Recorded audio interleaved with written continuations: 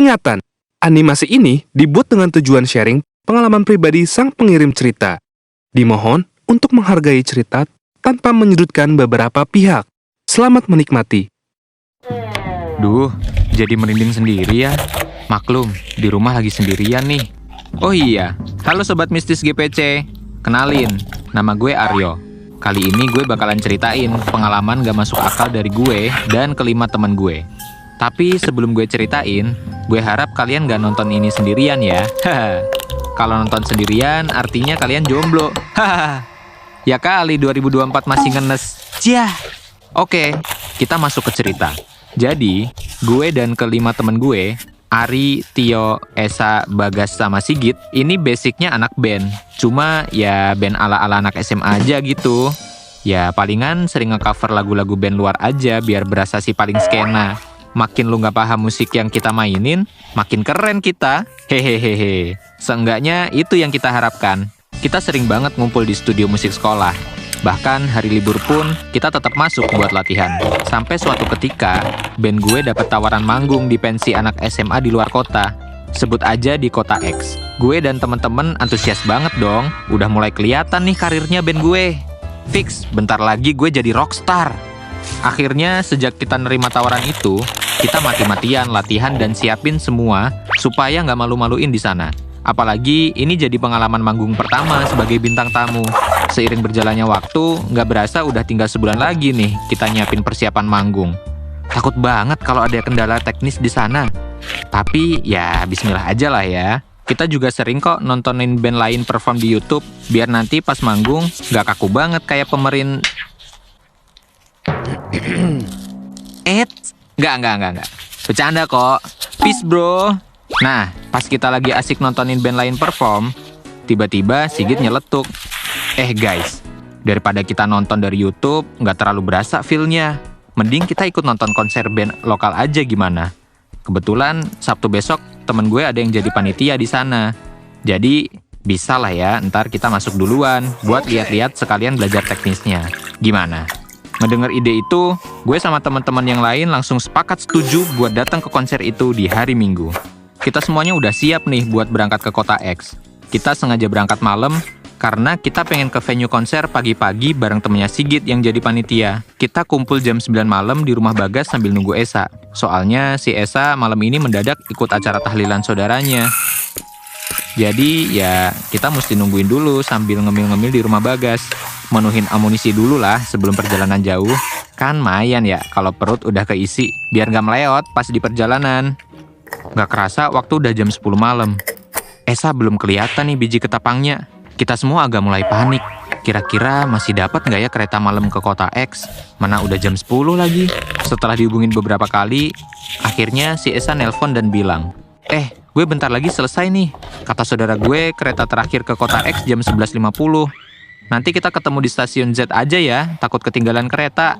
Ya udah deh, kalau Esa bilang gitu, akhirnya kita naik bajai aja ke stasiun. Agak deg-degan nih karena perjalanannya lumayan macet. Jam 10.30 malam, akhirnya kita sampai di stasiun Z. Kita beli tiket terus nunggu Esa di dalam. Awalnya stasiunnya masih ada beberapa orang. Sampai akhirnya lama-lama sepi banget. Kita semua panik takut kehabisan kereta.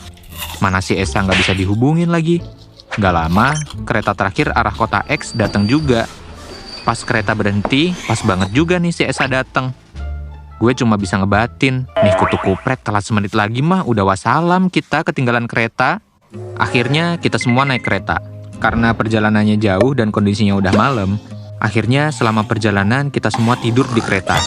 Soalnya lumayan capek dan ngantuk banget. Karena ngerasa udah tidur lama, gue kebangun nih, terus ngeliat ke jendela. Di luar udah mulai gelap banget, dan gue beranggapan kalau kita udah mau sampai. Akhirnya, gue bangunin teman-teman gue yang lain. Setelah mereka bangun, gue ngeliat si Esa dari tadi duduk dengan wajah pucet banget. Buset, saking pucetnya tuh udah kayak tahu belum dimasak. Pucet bet pucet. Anehnya lagi, gelagat dia kayak orang ketakutan. Ya udah, gue coba tegur dia. Sa, lu kenapa? Sakit? Pucet banget muka lu. Tapi sama sekali nggak ada balesan. Dia cuma ngangguk aja. Tapi ya udah, nggak begitu gue gubris. Ya mungkin emang kecapean aja. Kan dia datang juga mepet-mepet. Fix paling kecapean. Gak lama, kereta kita sampai di stasiun Kota X. Sekitar jam 1:25 dini hari. Kita semua turun dari kereta. Dan kita baru sadar, ternyata yang turun dari kereta itu cuma kita doang. Alias, gak ada seorang pun yang ikut turun. Di tengah kebingungan, tiba-tiba kereta itu kembali berangkat. Pas kita lihat ke sekeliling stasiun, ternyata nggak ada seorang pun yang ada di sana selain kita. Pas kita lihat ke area sekitar, kayak ada yang aneh. Ternyata kita turun di stasiun Kota X, tapi dengan kondisi bangunan tua. Asli deh, ini kayak bangunan tua tahun 80-an. Kita semua mulai merinding. Suasana dingin pun mulai mencekam. Kita semua ketakutan. Ditambah melihat Esa yang pucet, semakin ngebuat kita kebingungan dan panik. Ini gue mimpi atau apa ya? Ngerasa aneh deh pokoknya. Kita semua berunding. Dan semua paham betul kalau stasiun ini bukan tujuan kita yang sebenarnya. Kita terjebak di dunia yang berbeda. Ya, kalau kata anak wibu bau bawang mah, isekai kali ya nyebutnya. Anehnya tuh, semua HP juga mendadak nggak ada sinyal. Dan nggak bisa digunain sama sekali. Akhirnya, kita coba cari cara untuk keluar dari stasiun ini. Kita berenam berpencar menjadi 3-3. Gue, Sigit sama Esa ke arah kanan. Terus, Ari, Bagas, dan Tio ke arah kiri. Dan kita akan ketemu di titik ini lagi. Gue, Sigit, sama Esa keliling nih. Tapi kita nggak menemukan seorang pun.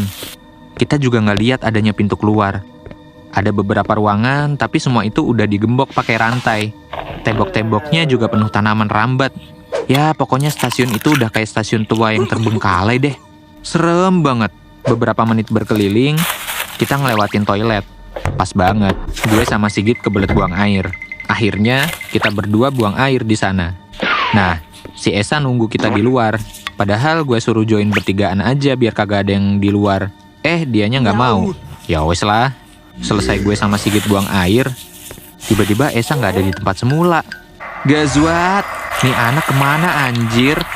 Gue sama Sigit mulai panik. Gue teriak manggil-manggil Esa, tapi tetap nggak ada sahutan. Esa beneran menghilang. Awas aja kalau dia sengaja ngumpet. Bakal gue jitak tuh palanya. Gue sama Sigit panik dan langsung kembali ke titik kumpul. Gak lama, Ari, Tio, sama Bagas datang dan kita ceritain kronologi Esa hilang. Semua semakin panik, kebingungan dan gak tahu harus berbuat apa. Di tengah kekalutan, tiba-tiba udara dingin menyapa. Suasana semakin terasa mencekam. Dari arah seberang rel, tiba-tiba ada seekor kucing hitam yang memantau kita sejak tadi. Kita semua semakin ketakutan dan terus berdoa. Kucingnya diem, gak berisik, apalagi sekedar ngeong. Bener-bener cuma natap kita dari kejauhan doang. Memasuki jam 2 dini hari, Bagas tiba-tiba bilang gini, "Guys, kalian pasti tahu lah ya kalau ada yang gak beres di sini. Pokoknya kita tungguin kereta pertama datang, siapa tahu kereta itu ngebawa kita pulang lagi. Nah nanti kalau udah di sana, kita cari bantuan buat cari Esa." Kita semua setuju dengan apa yang dibilang Bagas. Tapi tiba-tiba Ari bilang, "Tapi Gas, kalau ternyata keretanya nggak nganterin kita pulang gimana?" Kita semua semakin ketakutan pas Ari bilang gitu. Make sense sih, soalnya ini aja kagak jelas kemana. Tapi lagi-lagi Bagas meyakinin kita.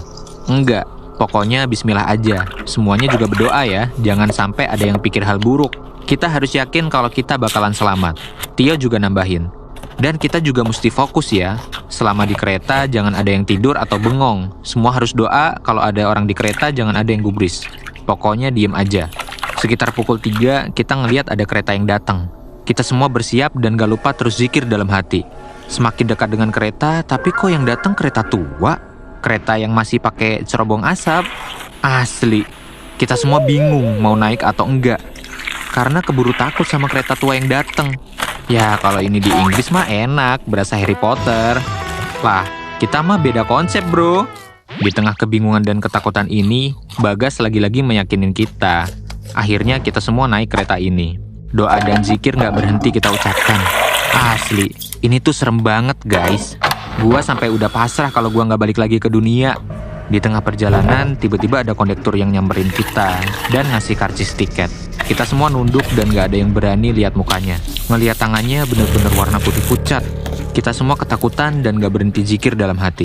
Setelah menempuh perjalanan yang cukup lama dan udah capek karena seharian nahan ngantuk, tanpa sadar kita semua ketiduran di kereta. Dan terbangun ketika ada kucing hitam yang menyenggol kaki kami satu persatu. Setelah terbangun dari tidur, Gak lama kereta kita berhenti di salah satu stasiun. Kita semua langsung buru-buru turun dari kereta. Dan alhamdulillah kami turun di Z.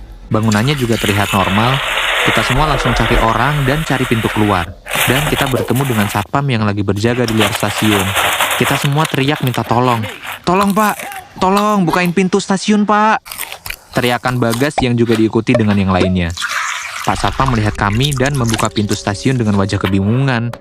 Akhirnya kita semua ceritain apa yang kami alami ke Pak Satpam. Dan beliau segera menghubungi keluarga kami, termasuk orang tua Esa. Sehabis subuh, semua orang tua kami datang ke stasiun Z sambil menangis. Kami semua berpelukan. Tapi di tengah keharuan ini, tiba-tiba kami melihat Esa di antara kami. Dan dia bilang, kalian kemana aja loh? Katanya nunggu kereta terakhir, tapi kalian gua tungguin di sini sampai kereta terakhir kok nggak ada. Gua sampai ke kota X sendirian. Gua cari di stasiun juga nggak ada.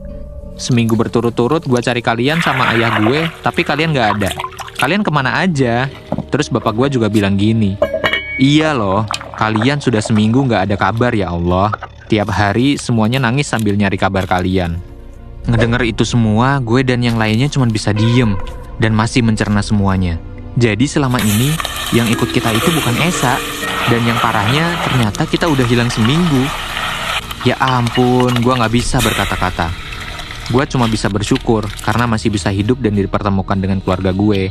Pengalaman ajaib ini akan gue kenang sebagai cerita yang gak masuk akal yang pernah ada dalam hidup gue. Buat kalian selalu hati-hati ya.